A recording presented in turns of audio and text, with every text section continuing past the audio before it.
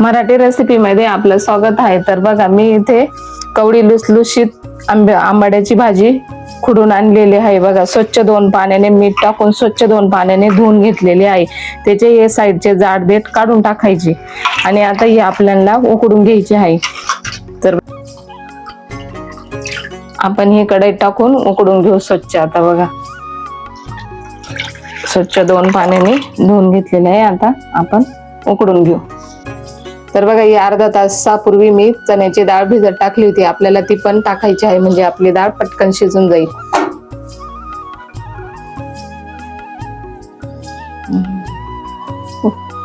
भाजी उकडेपर्यंत आपण मिरची दळून घेऊ। बघा इथे मी लाल मिरच्या घेतलेल्या आहे 7-8, लसूण घेतलेला आहे 1 कांडी सोलून, त्यानंतर आपण शेंगदाणे टाकू दळायला।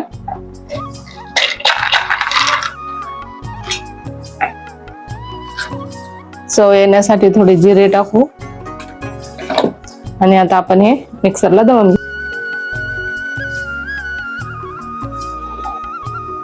बघा आपली मिरची अशी या प्रकारे दळून घ्यायची, थोडी जाडसरच दळून घ्यायची।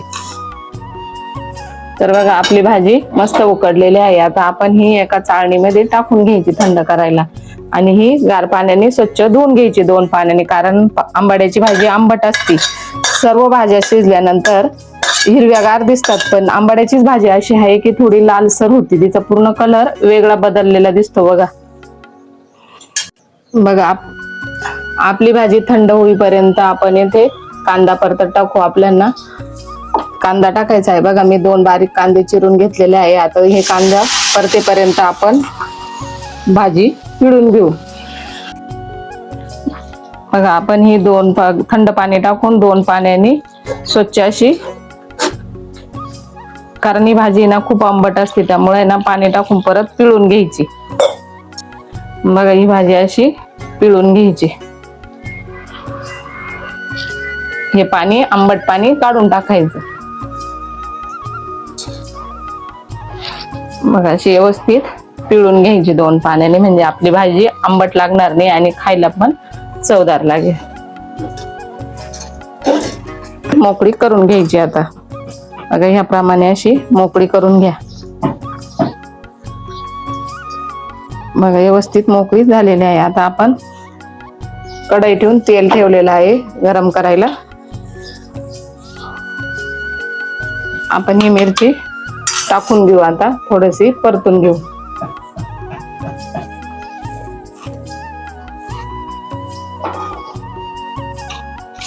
दळून घेतलेले आहे ते व्यवस्थित तेलात परतून घ्यायची।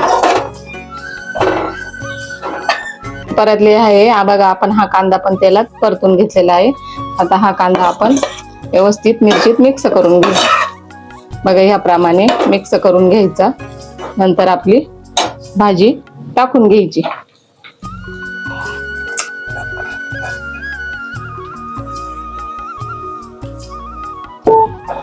आपली आता भाजी मिक्स पूर्णपणे व्यवस्थित या मसाल्याला आणि कांद्याला मिक्स करून घ्यायची। बघा याप्रमाणे व्यवस्थित आपली भाजी मिक्स झालेली आहे। आता आपण 1 चमचा मीठ टाकून घेऊ, तुम्ही तुमच्या चवीनुसार टाकू शकता। ही भाजी बाजरीच्या भाकरी बरोबर, ज्वारीच्या भाकरी बरोबर खूप छान लागते।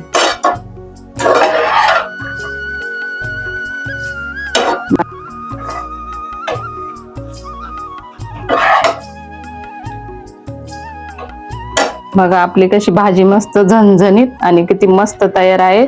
तुम्ही एकदा ह्याप्रमाणे भाजी नक्की करून बघा, तुम्हाला नक्की आवडेल। व्हिडिओ आवडला असेल तर लाईक करा आणि चॅनलला फॉलो करा। Bye bye.